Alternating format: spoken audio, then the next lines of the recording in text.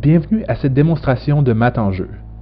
Pour accéder à maths en jeu, visitez la page mathenjeu.mat.ulaval.ca et choisissez votre langue. Vous accédez à la page d'accueil de maths en jeu. Si vous jouez pour la première fois, suivez le lien « Inscris-toi » au haut de la page. L'inscription est gratuite. Si vous êtes déjà inscrit, tapez votre nom d'utilisateur et votre mot de passe dans les champs prévus à cet effet.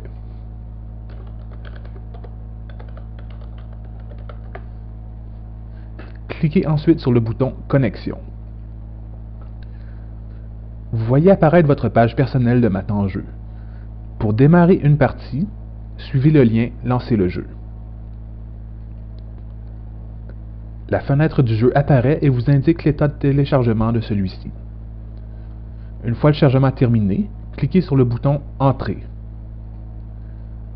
Choisissez ensuite la salle dans laquelle vous désirez jouer et cliquez sur « Continuer ». Il vous faut maintenant créer une table, c'est-à-dire une partie. Cliquez sur « Nouvelle table » et choisissez la durée de la partie que vous souhaitez jouer. Plutôt que de créer une table, vous pouvez vous joindre à une table existante.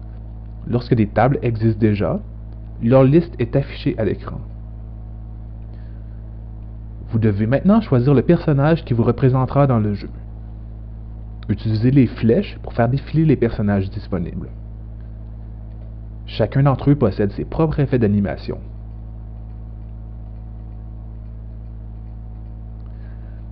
Après avoir fait votre choix, cliquez sur « Continuer ». Vous pouvez maintenant attendre que d'autres joueurs se joignent à votre table ou, à tout moment, cliquez sur « Continuer » pour débuter la partie. Lorsque vous jouez seul, l'ordinateur vous fournira des opposants virtuels. Et c'est parti! Vous voilà sur la planche de jeu en compagnie de vos adversaires. Cette planche est une sorte d'échiquier troué formé de cases de différentes couleurs. Utilisez les flèches au bas de l'écran pour bouger celui-ci dans toutes les directions et ainsi découvrir l'étendue de votre univers.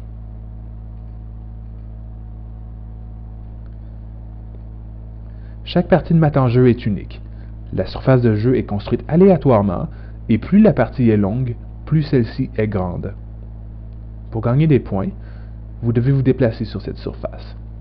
À chaque étape, votre personnage peut se déplacer dans chacune des 4 directions: avant, arrière, gauche et droite.